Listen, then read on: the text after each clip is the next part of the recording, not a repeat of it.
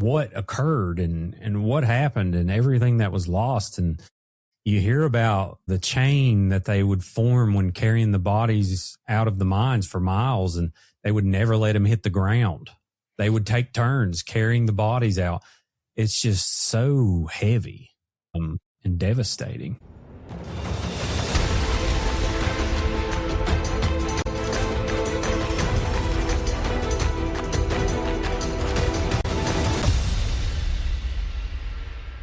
Hey, gang, welcome back to part 2 of this week's episode of Game of Crimes with Murph in the Morning.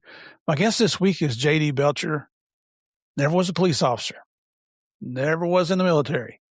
Never was in prison that he admits to, at least not under the J.D. Belcher name. Mm-hmm. And you might be wondering, Murph, what are you doing here? Because this is a true crime podcast. Well, if you listened to yesterday's episode, you'll hear some of the things that he's been involved with that kind of lead from the podcast he has called Creepalachia. It focuses on everything out of Appalachia. I've been a guest on the show, just proud to be that we're recording this in late July. The episode just came out yesterday. Anywhere you listen to podcasts, I saw it on YouTube. His camera work I'm in awe of what he does. I don't know if it's his technique or the equipment he uses or what, but he's set a level for me to try to work towards. And we actually discussed yesterday, JD, about even though it's good, you're always wanting it to be better. I think that's a little bit addictive to our personalities. Oh, yeah. Yeah, definitely. You got to always want to do better. And speaking of gear, so I built my first light kit out of dish pans. So it's moved up from there. And that's we've gotten to where now I have a little bit of knowledge just because of who I've been able to meet and having the willingness and openness to know I don't know what I'm doing. So that's the only way to get better. Well, being willing to admit the truth, right? Oh, yeah, for sure.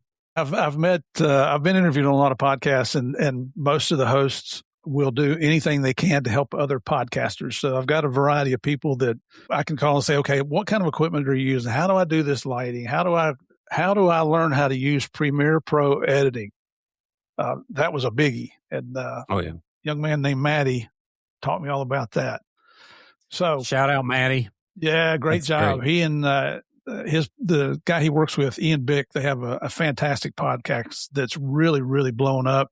Ian's a former federal inmate. He's a former guest here on Game of Crimes. He came out, he accepted responsibility for his acts, and he got his life together, and he's just killing it now. They came down to Orlando for vacation here, maybe a month ago, 6 weeks ago, and went out and had lunch with them and just enjoyed spending a little bit of time with them. But that's the cool thing about the podcast community. Everybody's willing to help everybody. Heck yeah. Yeah. I haven't ran into anyone who's jerks. It's weird. There's a lot of really good contractors that I've worked with, freelancers in West Virginia. And, it's a culmination of 14 years into this effort. So a lot of people involved. Yeah, it is. So I mentioned this yesterday at the close of yesterday's episode that there's a docuseries that JD created, and it's related to it's called UBB, A Coal Miner's Story, and UBB stands for Upper Big Branch, and it's about a mine disaster. So, JD, just start out by telling us what happened on April 10th, 2010. Sure. So on April 5th, 2010, I'll make sure I get the date right, but it's basically what happened is there was a coal mine in Raleigh County, West Virginia, and his Upper Big Branch, and an explosion occurred, and ultimately it took 29 coal miners' lives and forever changed the lives of 2 others who survived the blast. And it's there's been many reports on what has occurred, but I always knew I wanted to do a detailed telling of not only exactly what I feel happened and what the facts state happened, but also the experiences of different people involved. And that formed UBB, A Coal Miner's Story. So I worked on it for 4 years. And wow.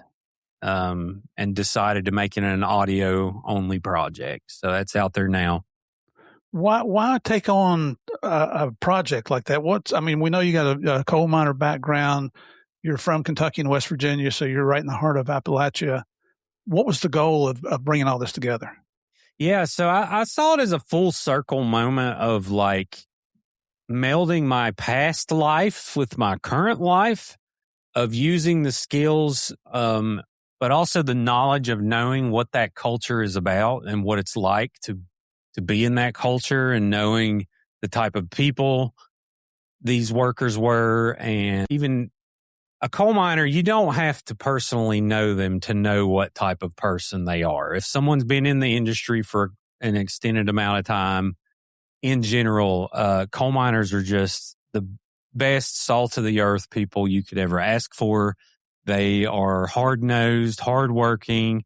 They are honest, and they are also caring too. You may not be able to see how much they care all the time, but you'll see it in the way of they'll be the first to pull over on a snowy night if you have a flat tire. If they'll be the first to give you their plate of food if you don't have a plate of food. That's just what, in general, a coal miner is. And I just felt the need and felt compelled to use the skills I've learned as a storyteller to relay UBB in the most detailed way I possibly could. I believe we did that. I'm very proud of it. And it's not monetized, so people know it's not part of Creepalachia. You can just go over there. It's a separate podcast, solo one-off podcast, 5 episodes, and you can check it out. Absolutely. And it speaks to the regular listeners here on Game of Crimes, hear me talk about the law enforcement brotherhood and sisterhood, the culture. And I'm pretty sure it's like that amongst coal miners, where you're all facing the dangerous situations, whether you're above ground or below ground. The camaraderie that goes along with it, the long hours away from family, away from home. And I can see where that, especially after 9 years of working with those folks, you still have that kindred spirit with them, I guess would be a nice way to say it, that you want to do anything you can to support them. Oh, yeah. Yeah. So many of my friends there still reach out to me, and they've saw Creepalachia grow into this thing. And, at first, are people going to pick on you if you say that you're going to learn to make horror movies in the coal mines? Yeah. That's how life is there. But at the same time, they'll pick on you because that's just how we make the day go by. Right. And then the person who takes it personal, you pick on them even more. You try to see how far they can go. So those people actually too were the first people to reach out when they saw Creepalachia growing, and to just say, man, I knew you were destined to do something. I knew you were supposed to, not that I'm any better than anyone else, but they know I'm not a coal miner when I'm there. They know that, they knew I was different. So, and they send those kind words all the time, and they buy the merch, and so supportive. And I miss the people, but I do not miss the job, but I miss the people. So yeah. I feel the same way about law enforcement. I miss the camaraderie and the friendships, and what we saw is if people were not busting your chops, you probably were being ostracized because you'd done something that most people wouldn't agree with. Same way. If someone doesn't talk to you, there's a reason. Yeah, exactly. So to do this docuseries, is that what you call it, a docuseries? I mean, yeah, it's kind of a docuseries. Yeah, I guess that would be what it would be called. I set out to do like a trailer and do a video documentary, and maybe try to raise some money to do that. I wasn't able to really do that. I couldn't dedicate the time to finding funders, and I was like, this will be a good podcast. So I turned it into a podcast, and I'm glad I did, because you can't really visualize what happened. When you hear everything, it will paint a better picture than what is out there now as far as photos and videos. I mean, it's important to see those things too, but I think it's more powerful sometimes to just close your eyes and listen to a story than it is to just see it. Yeah. So is it just audio, not video? Just audio. And So there's 4 episodes. Do you have them divided up into specific segments? And how did you do the research to come up with all this? Yeah, they're all divided up into segments. So all the research was, let's see, I started in December of 2020, I believe is when I officially kicked off the project. And throughout the years, went to different people's homes, did 3-4 hour interviews, shot B-roll with them, did all kinds of different things. I'd say, okay, well, I need to interview an investigator. I need to interview a family member. I need to interview a wife if we can, a son, different things like that. And I wanted to get all of these aspects together. I want to interview someone from the emergency medical services.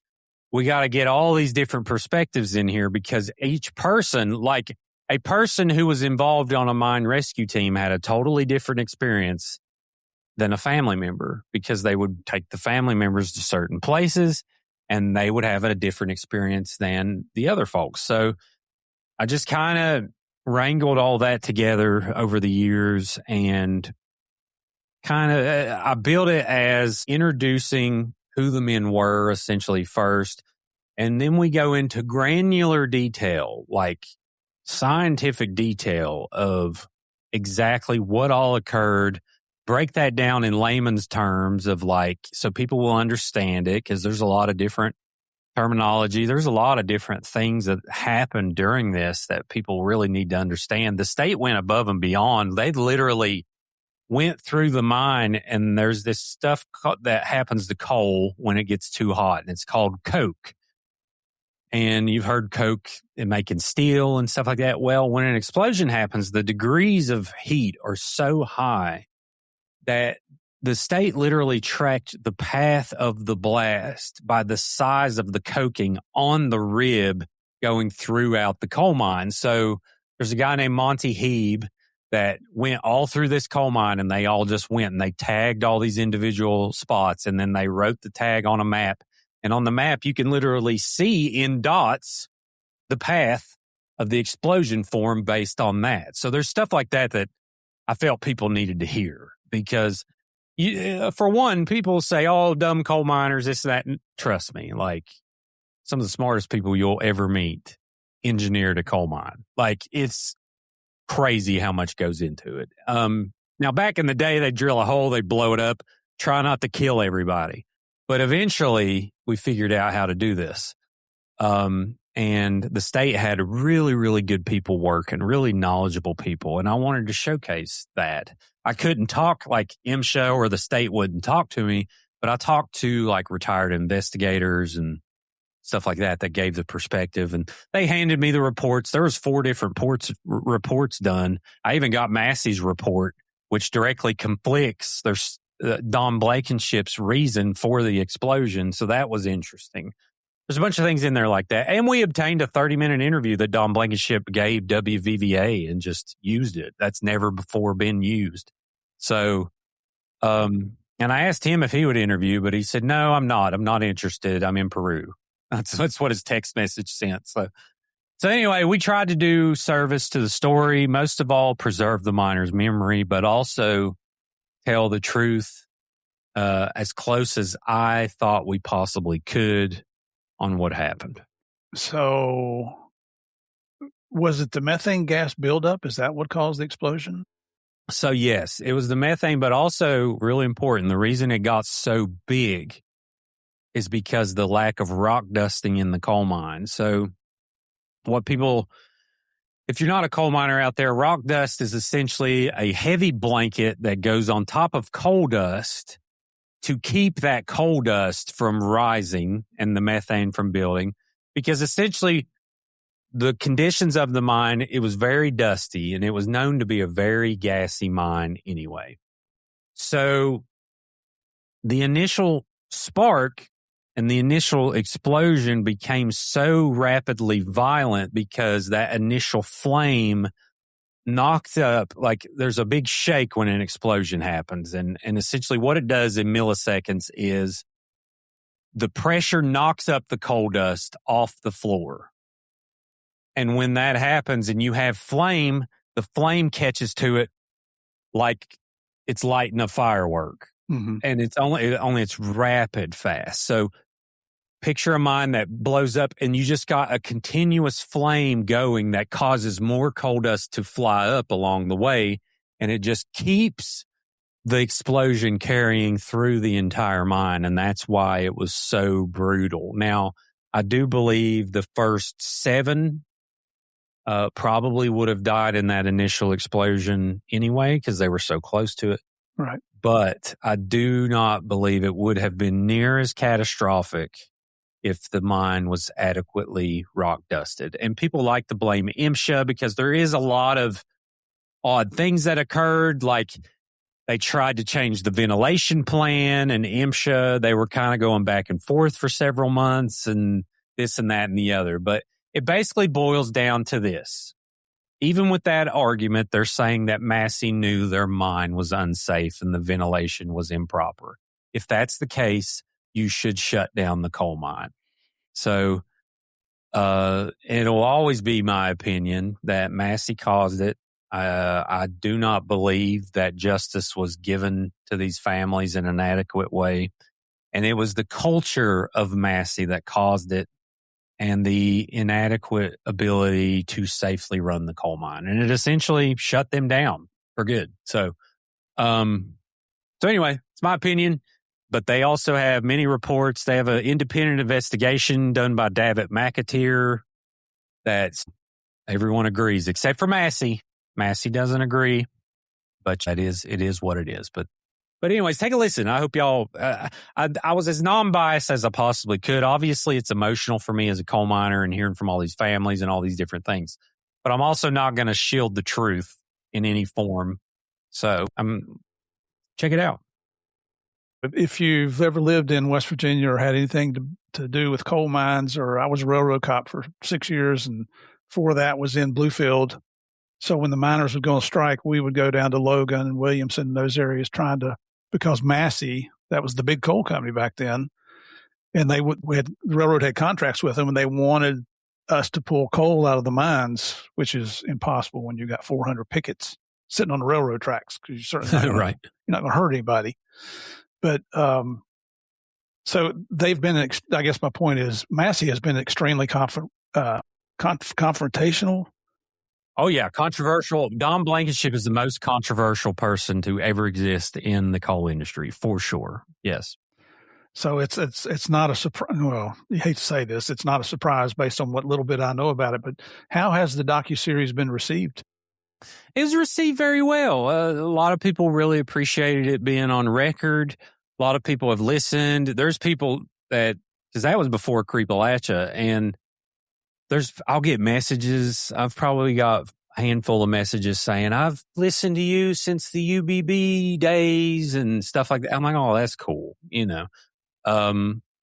So people, it's really been respected and appreciated. And I think people are glad it's out there. So, it's very emotional for me to create. It's probably the most emotional project I've ever worked on. I don't know. We work on stuff all the time, but I just spent so long in the depths of that. And, it's just so devastating. When something like that happens, it's a ripple effect across Appalachia. And I hope that I showed that, but yeah, it's been received well.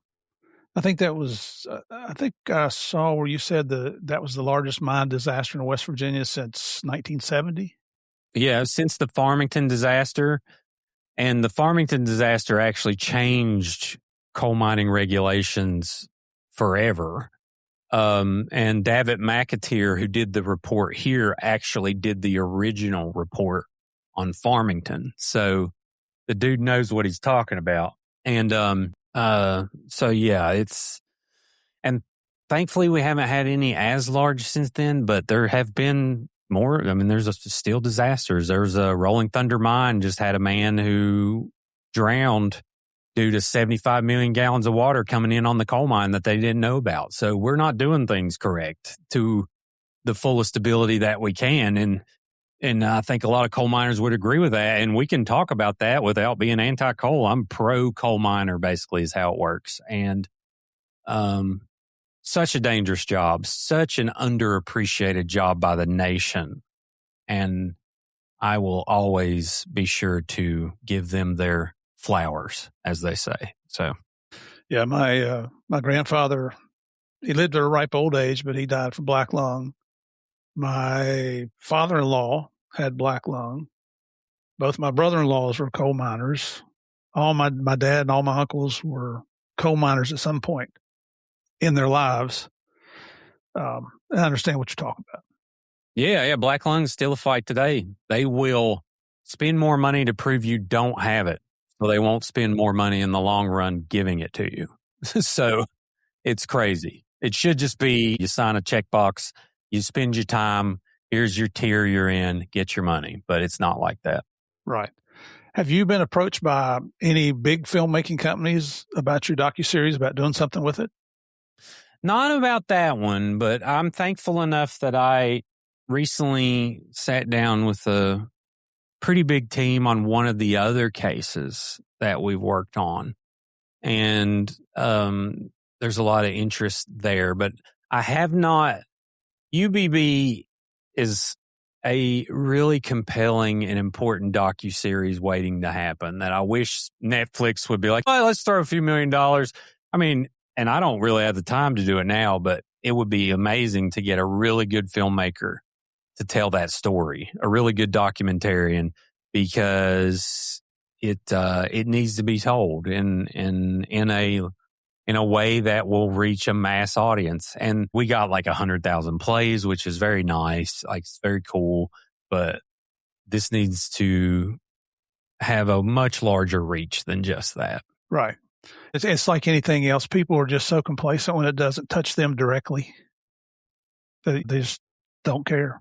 Oh yeah. Yeah. There's a lot of that, but maybe one day they'll say, you know what, let's tell a real Appalachian story, and they'll decide to do that. But, and, maybe one day we'll do it. I don't know, but people are getting old, so we're kind of running out of time.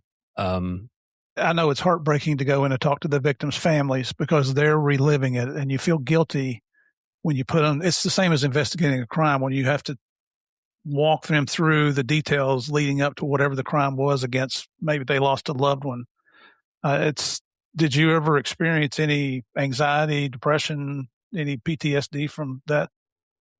Yeah, I mean, it's always challenging. It's always like, could the interview have been better if I would have had less manners? Of course, probably in the grand scheme, but it wouldn't have been better for me. I just got to approach it so delicately.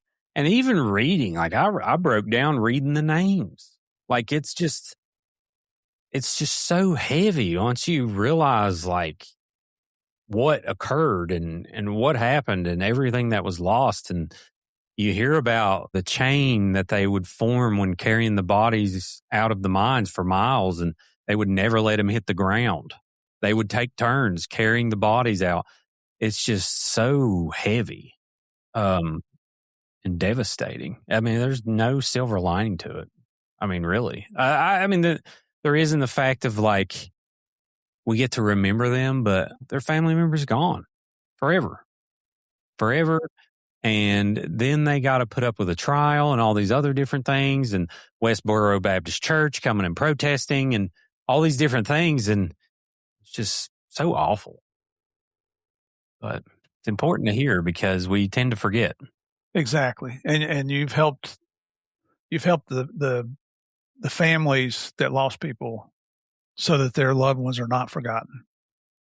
I mean, you do your part, right? I hope so. A couple of them have came on Creepalachia too, and I wanted people to hear like their long form story.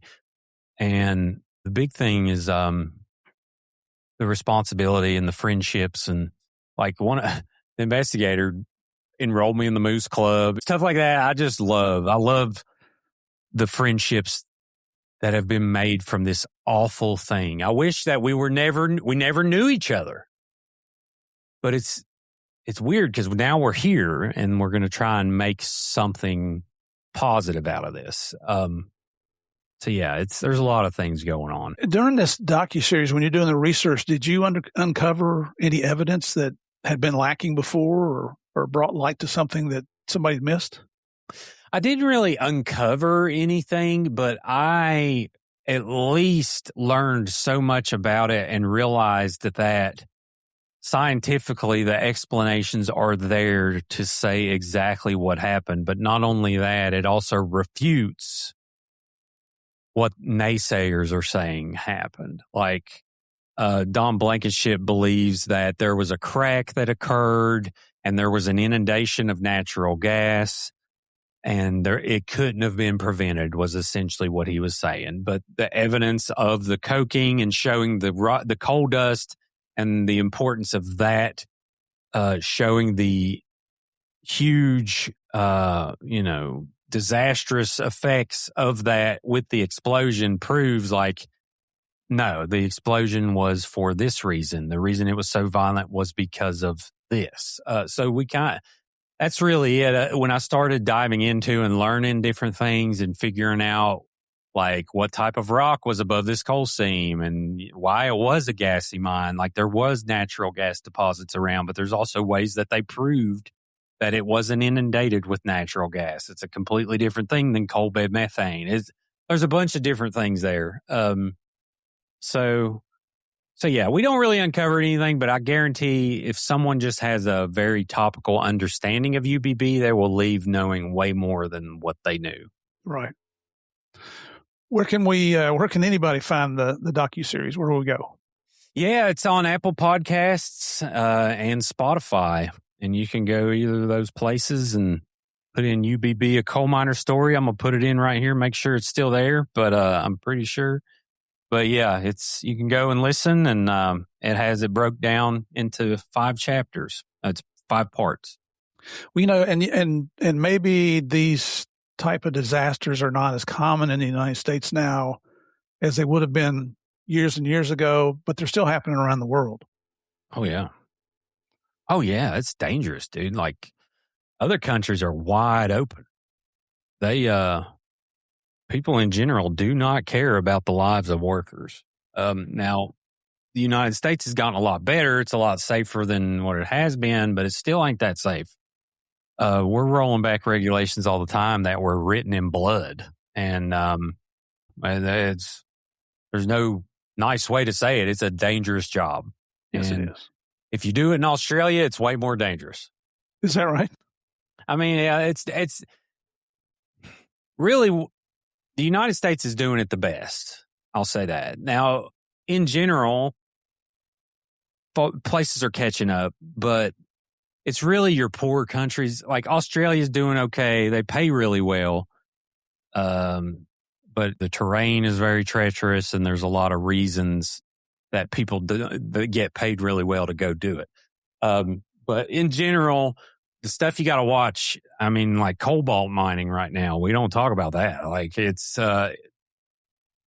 essentially slavery going on in the world right now. Your poorer countries are getting taken advantage of, and that's where it's most dangerous. So, but yeah, United States, we're doing better, a lot better, but we can do better for sure.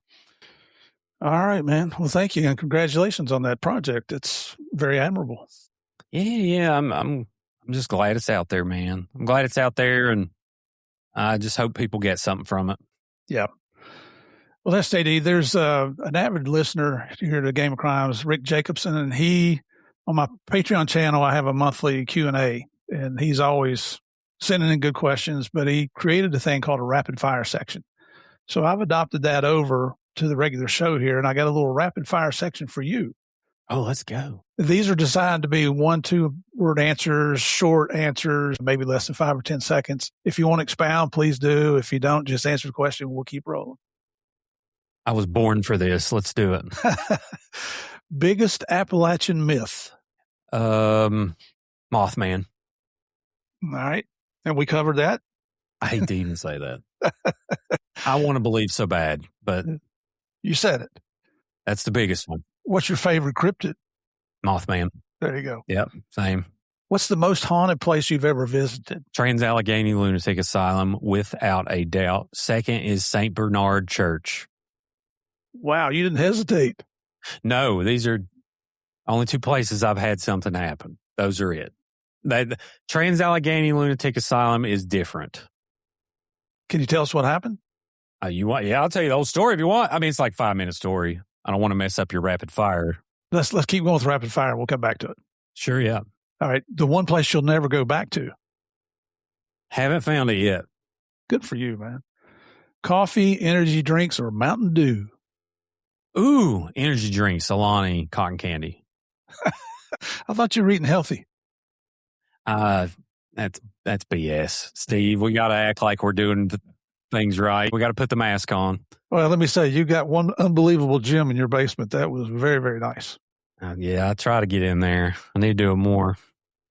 What's your favorite West Virginia meal? Biscuits and gravy. Oh, me too, man. Especially homemade. You can't get the store-bought stuff. Yeah. Seconds, beans, and cornbread. Pintos, brother. Yeah. We go to, my wife and I, before we go to Cracker Barrel, that's what I order. Heck yeah. Put some chopped up onions in there. Oh, Fish Fry Fridays at Cracker Barrel? Yeah. Yeah. Good Lord. All right. One Appalachian phrase everyone should know. It's Appalachia. There you go. Most underrated town in West Virginia. Ooh. Like that. Point Pleasant. It is the place when someone says, I have $5, where do I go? Point Pleasant. All righty. So many things. There's so much history there. It's the history that does it. Yeah. So you got to know what you're doing. Favorite documentary ever made? You ever saw The Jinx on HBO? No. I don't watch scary stuff. This ain't scary. So The Jinx is a true crime documentary about Robert Durst. And it's not Appalachia. Do I need to pick? I could pick an Appalachia one. Appalachia would be Heroin, which is made by my mentor, Elaine Sheldon. She actually got nominated for an Oscar. Wow. That would be my favorite. It's on Netflix. And then watch Recovery Boys. But The Jinx on HBO is the best true crime documentary series I've ever watched. I will check it out. What's your favorite horror movie of all time? So there's different kinds of horror. But I'd say the one that is most special to me is Halloween 1979. See, I'm not going to watch that. Oh man, it's not rewatchable in a scary way, but that is one, like, I remember walking by the VHS tape and wanting to pee my pants. Like it's very monumental in my life. All right. How about your favorite coal mining story? Ooh, from me personally or in general? Just whatever you want to answer. Okay, so let's see. I guess story in general in rapid fire format would be The Coal Miner's Daughter with Sissy Spacek. Yeah. So the story of Loretta Lynn.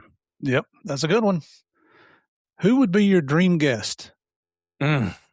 Well, so beforehand, I would have been like we had you on, we had Homer Hickam on. Like, these are as far as like dream Appalachian guests. I've already done that. But like if we're talking people who are from Appalachia, it would be Jennifer Garner, hands down. Yeah. Yeah. She's her and Nick Saban. Nick Saban would be incredible. Yeah. Even though he doesn't try, he kind of claims this, but not necessarily. He's still involved. But Jennifer Garner is full West Virginia, so I would love to have her on. How about a historical figure that if you could interview, who would you pick? Katherine Johnson. And that is? She's the scientist that was involved with like space. There's a movie based on her, and I'm looking this up so I get it right. I don't want to speak out of turn, but she's passed away. But yeah, mathematician in aerospace technology at NASA. So, just reading her Wikipedia, she played a vital role, or let's see, vital role in the success of early U.S. space flights. And she is a Black woman born in White Sulphur Springs, West by God. So I think that would be a really interesting story because she was doing this like during the civil rights movement and all kinds of these things going on. And I would love that interview. Yeah. And for those of you, if you've ever heard of the Greenbrier, that's in White Sulphur Springs. Lord, yeah, and there's a bunker under it. Yep. The biggest misconception about Appalachia. That we're stupid. True. Finish this sentence. The mountains taught me everything. Good answer. Future plans for Creepalachia. Sky's the limit, baby. I don't know. We'll see. And how about future plans for JD? Loving life, man. Just enjoying the ride. Good stuff. Good stuff. I'm just so proud of everything that you're doing for the state. The fact that you're standing up for West Virginia. And when people, you probably experienced this. A lot of people say, where'd you grow up? Well, I grew up in Tennessee until I was going into almost high school. But I call West Virginia home because that's where I still got kin people. I still got kin people in Tennessee as well. But, and you'll tell them West Virginia, they'll say, oh, what part of Virginia? I said, not Virginia, West Virginia. Oh, in the western part. Go get a geography book and look at a map. It's crazy. It really is something else. It's definitely top 3 most unique state in the country. First, the way it looks like a middle finger. We all know it's funny. Mm-hmm. But like my wife, I actually call her Smoking Hot Wife. That's kind of her character name.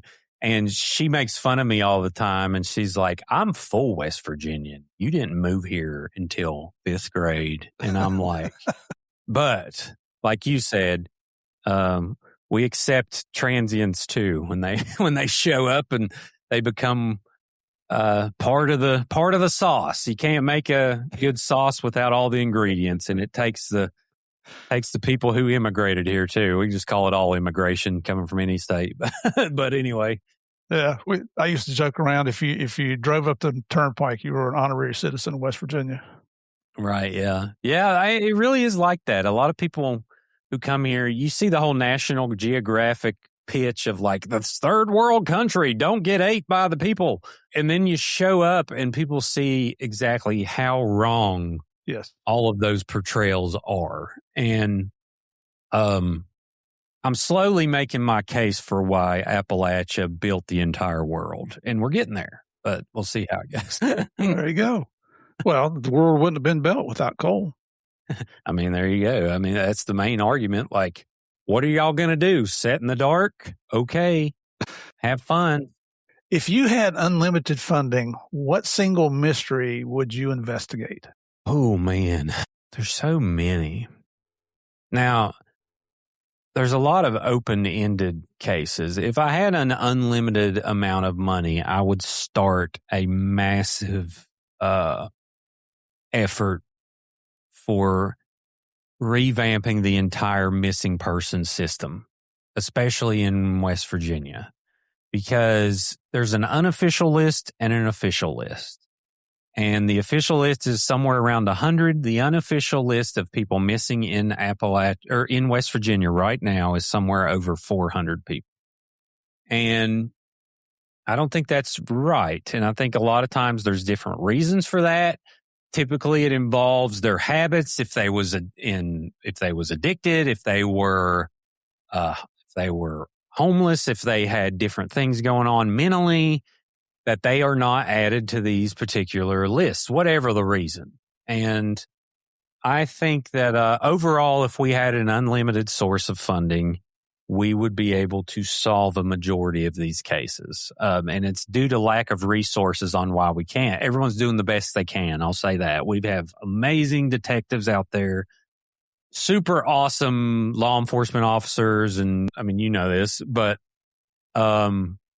we just, due to lack of resources, I feel like there are several cases left on the table that could have been potentially solved for whatever reason. And if I had unlimited amount of money, that's 1,000% what I'd be doing.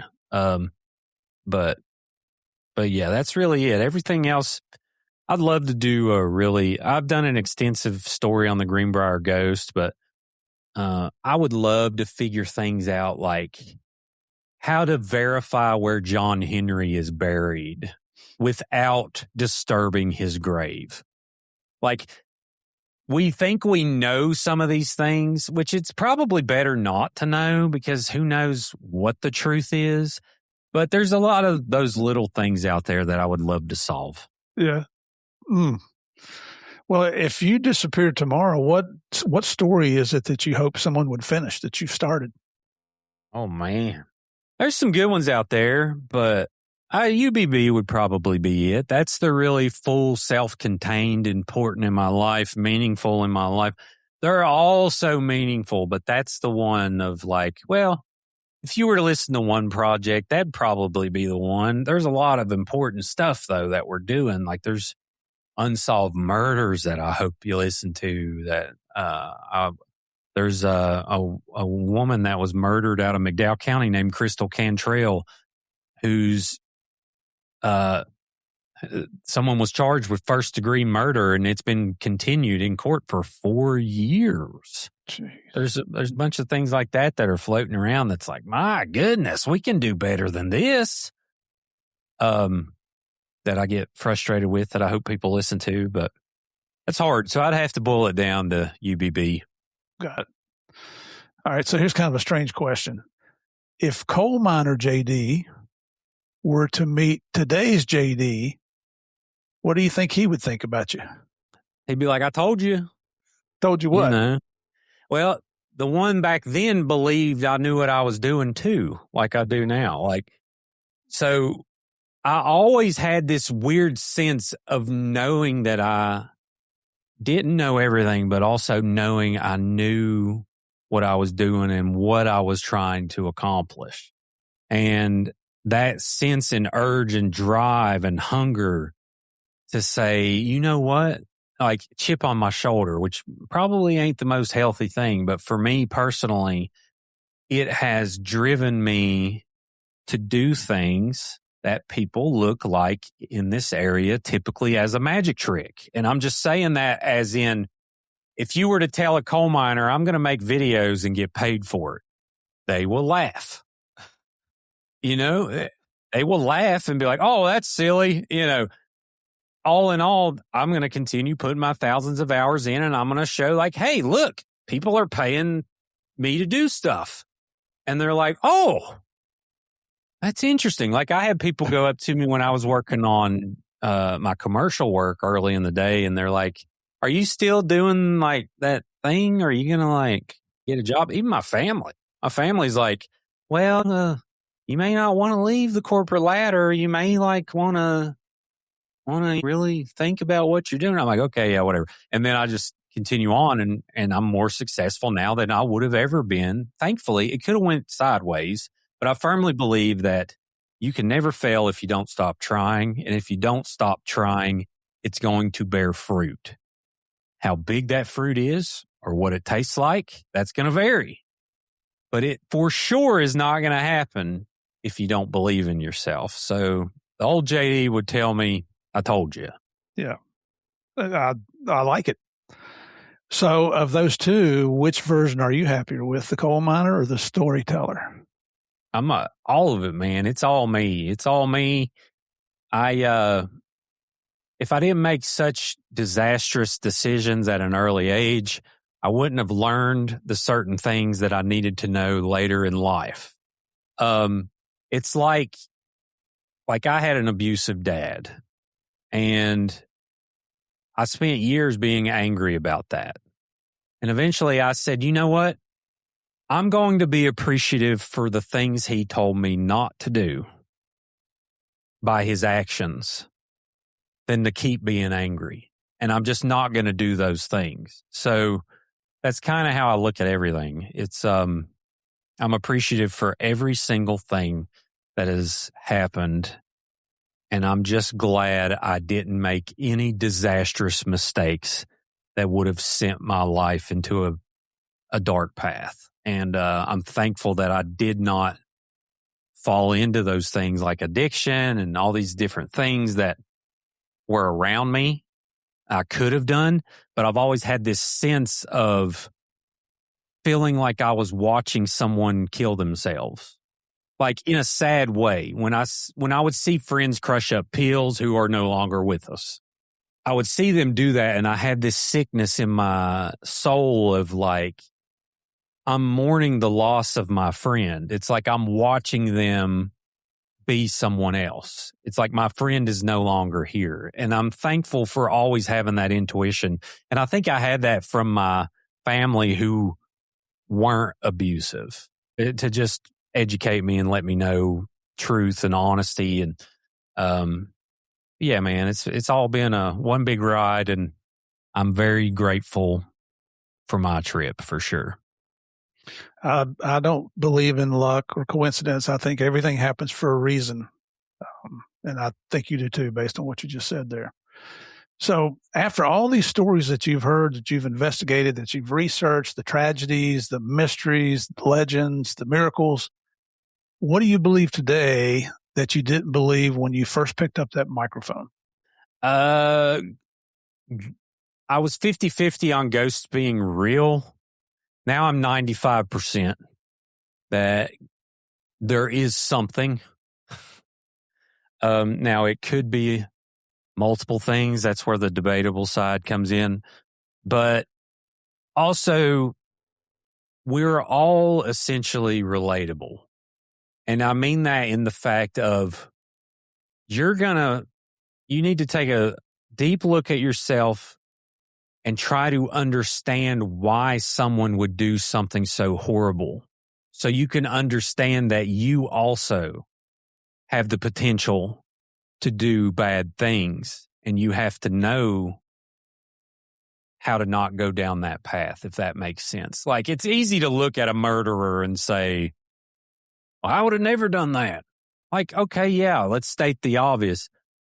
But you need to look at more than that, of who that person is, what happened, what their mental illness is, what's going on in their life, to really understand this spider web that they've built to eventually get caught. And I think in that we find not only the ability to be a better person, but also to understand that humanity is in everyone. It's just up to us to embrace it and to celebrate the beautiful parts of it, if that makes sense. So I've learned a lot more about people, for sure.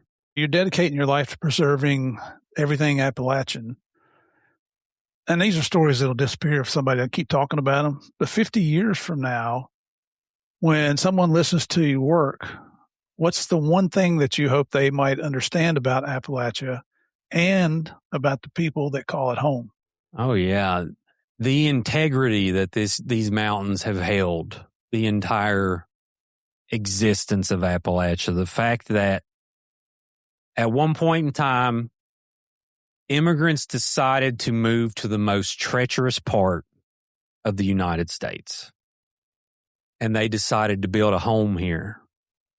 And through that struggle, they have chiseled out the most beautiful people that I feel have ever existed, the most hardworking, down-to-earth, appreciative people have developed in these hills. And it was born since the beginning out of struggle. And because of that, when things hit the fan, if they do, I'm going to be looking for an Appalachian, because they know how to find solutions. And that's what we've been doing. We've been surviving and finding solutions since the beginning. And along the way, we have some of the coolest ghost stories to ever exist. So yeah. All right. I've drilled you with questions. I know I have. I've got one more, and then I'll let you off the hook here. And I ask this of every guest I have on the show. Before you go, do you have any words of wisdom or advice for aspiring storytellers or those considering a high-risk occupation like coal mining, or just anything you want to leave us with? Yeah, pursue your dream with empathy. If you're a storyteller, never believe that you know a story by its cover. I mean, we've heard that since we were kids. Never judge a book by its cover. And it is so unbelievably true. And if you're going to be a storyteller, you have to know that the story itself is what matters. It's not your opinion or your thoughts until you absorb yourself and become a conduit for that story. Then you can be as opinionated as you want when you feel you fully understand and grasp the meaning of that story you're trying to tell. Never do anything just because it works. Do it because you love it. And as far as coal mining, just wear your hard hat. I mean, wear your hard hat. Yeah, barbecue Vienna sausages are the best. That's my only advice. I have no other advice on how to be a good, effective coal miner because I was not one. So anyway. I have to say I've never tried barbecued Vienna sausages. Oh, the best, dude. That and then the hot and spicy ones. Incredible. You talk about some grinded up stuff that makes something beautiful. It's a Vienna sausage. There you go. We used to take that and potted meat when we go deer hunting. Oh, nice. Yeah. Yeah. Probably a lot of listeners don't know what that is. Look it up. It's essentially potted meat made into a weenie. There you go. And crackers. Yep. Gotta have crackers. Listen, if you want to find out more about J.D. Belcher here in Creepalachia, this is real easy. And if you're watching this on YouTube, I've got a placard up here for you to see. You can find him on podcast, on YouTube, on Instagram, on Facebook, on TikTok, and on X at Creepalachia. If you don't know how to spell it, just put it in Google. It'll figure it out. It's Creepalachia. It's just the way it sounds. And his website is creepalachia.tv. So you want to check that out. JD, any last words you want to say? Anything I've left out that you wanted to mention? No, yeah. I don't want to leave people on a cliffhanger and not bring it up, but do you want to know that quick ghost story? Yes. Okay. Thank you for reminding me. So I'll tell you the sped up version, and I have documentation of this. It's actually on our YouTube channel. Look up Most Haunted Asylum, and we actually this is all on camera. So we're at the Trans-Allegheny Lunatic Asylum, and if you don't know what that place is, it's the second largest hand-cut stone building in the world. And the first one is the Kremlin in Russia.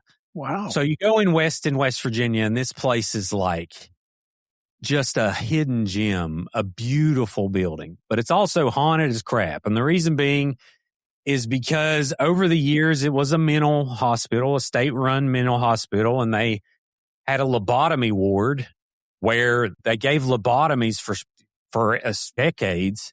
Wow. And Dr. William Friedman, actually, that went there, gave over 100 lobotomies there, I believe.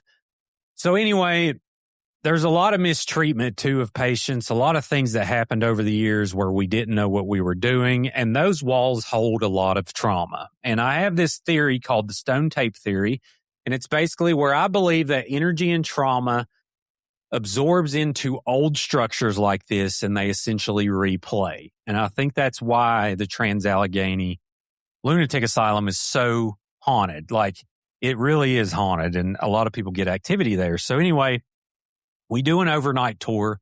That's basically where you go and you stay overnight and you go to the different areas of the building and you hear the ghost stories, and there's true stories. There's murders that happen there. There's all kinds of things that have occurred. And we go to a place called the fourth floor, and it's in the poker room, and there's a couple spirits in there that are known. One of them's named Larry. I can't remember the other one's name right off, but anyway, we go in there. And my buddy starts playing blackjack, and we start just goofing around because this stuff's fun. People do this because it's fun. Right. Like, we paranormal hunt because it's fun mainly. Second, we want to find out if it's true.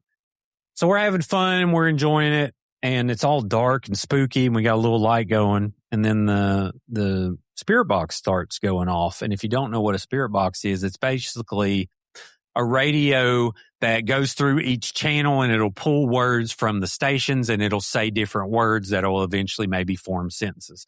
So it starts doing that, and we start hearing words, and then all of a sudden we hear the word satanic. I was like, oh, that's weird. What radio station could be saying that right now?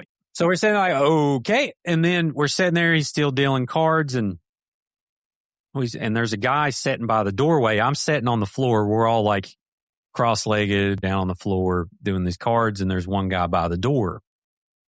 And he said, shh, shh, shh, shh. Tells us all to be quiet. And we're sitting there and he's like, I hear a whistle. We're like, what? So we're sitting there and he's like, yeah, I hear a whistle. Listen. So we sit there and listen. It's about 10, 15 seconds go by. And then you hear way off in the distance. And there was no one else here. There's no one else here. This building is huge. Sounds like it was like on the first floor, very far away and echoey. So I'm just sitting there. I'm like, well, I have a camera. What am I doing? So I go over to the hallway. Now we're going to prove ghosts are real. This is it. So I go out there and you look to show you what this hallway is. It's like a long, dark hallway. You cannot see the end. All the lights are off. The only thing on is an exit sign, and it creates this hellish looking red glow, which just, if you was to paint a picture saying my first ghost experience, this would be the setting. So I'm sitting there. I got the camera rolling and I start listening, and then you hear real deep in the building. There it is. I barely pick it up. It's barely on the audio too when you watch it. But so I'm sitting there and I'm like, well, let me stand here a little bit longer. Let me walk down the hallway just a little bit. And then I start hearing like, it was like the house was settling, but you start hearing little pipes. So there's like a little and it starts at the end of the hallway, and the hallway's probably, I don't know, 100 foot long. It's huge. And you hear these little ticks going on, and it just starts going. It picks up in sequence, comes all the way down the hallway, the perspective, the sounds, until it gets right to me, and I feel this huge rush of euphoria, awe. Every hair in my body stands up. As soon as I feel that, the person next to me gasps. So I know that they're going through something too. I look down and there's this cat ball we had that like shows energy. And I look down, and then right when I look down, cat ball lights up, and I'm just sitting there in this euphoric moment. And then all of a sudden it goes away. As quick as it came, it vanished.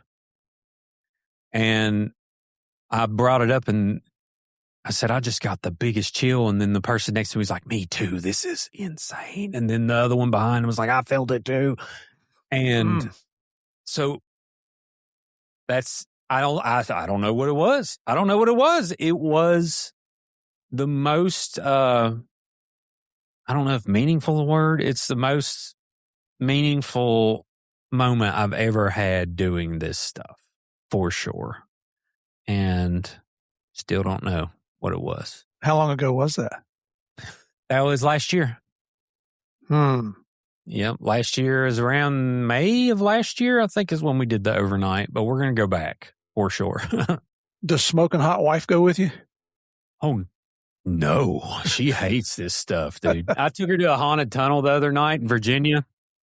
It's called a Coal Holler Tunnel. It was built in the 1800s, and there's a bunch of Reddit stories out there about like someone committing suicide there, 2 women getting murdered, and a bunch of these different things. And we go there at like midnight, and it's in this back country road. We drive all the way out there, and she was like, I need something heavy to bash someone in the head in case they get in this truck, because I'm not getting out. And I'm like, okay, you don't want to get out? Come on.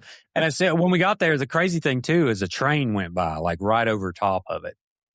Just the most perfect time to go visit this place. But yeah, She hates it. She likes visiting places with me, but she is not about the ghost life. So yeah, I think, Jenna, we know which one's the smart one in the couple here. Okay. I'm with you. 1,000%.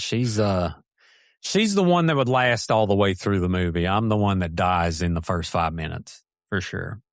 Well, buddy, thank you very much, JD, for coming on and sharing all your experiences and being open, honest about the things that you've experienced. Give us a glimpse into the life of a coal miner. That's something we've never done here on Game of Crimes.